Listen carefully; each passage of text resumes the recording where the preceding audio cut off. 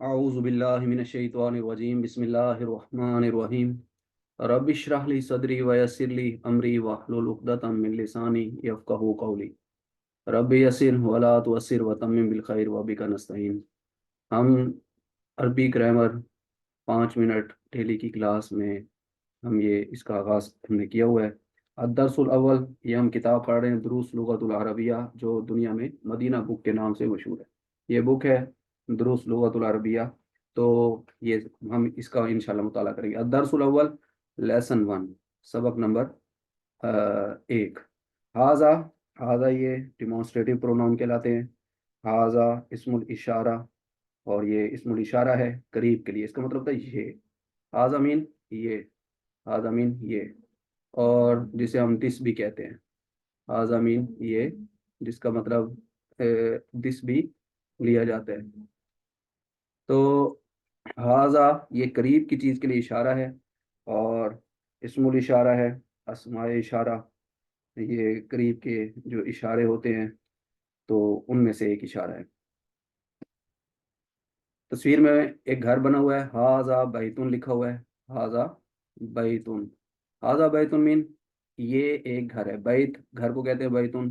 نکرہ ہو تو نکرہ کا ترجمہ ایک، کوئی یا کچھ ہم کرتے ہیں. یہ ایک گھر ہے. دس از اے ہاؤس.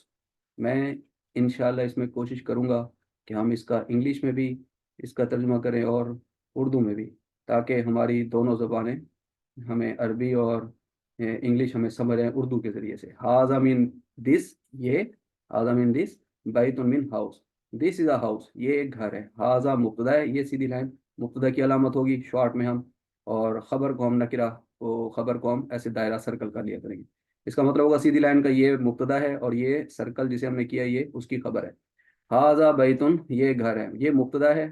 مبتدا عام طور پر معرفہ اور مرفوع حالت میں ہوتا ہے. مرفوع حالت جنہوں نے ہمارا آسان عربی گرامر کورس کیا ہوا ہے یا ہمارے وہ لیکچر پڑھے ہیں یوٹیوب پر، تو وہ بھی آپ دیکھ سکتے ہیں.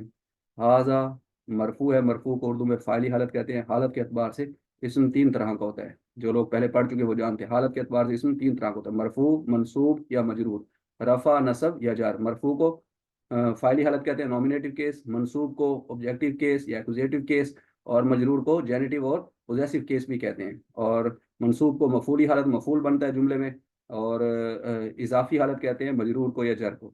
ہاذا بیتن دس از اے ہاؤس. پھر دوسری لائن ہے مسجد بنی ہوئی ہے، تصویر کی مدد سے ہم سمجھیں گے. ہاذا دس، ہاذا مین دس یہ.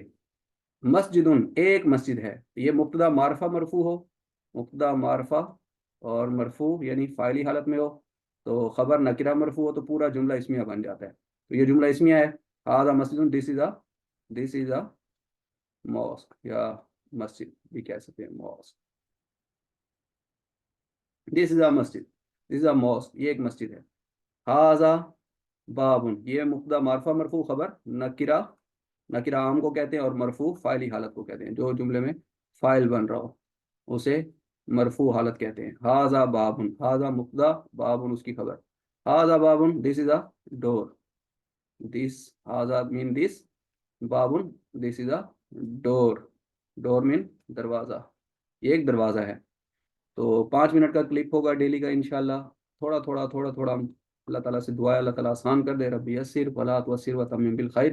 تو تھوڑا تھوڑا کر کے انشاءاللہ بہت ہو جائے گا. ہاذا کتاب، ہاذا مبتدا، کتاب اس کی خبر. یہ مبتدا سیدھی لائن مبتدا کی علامت ہے.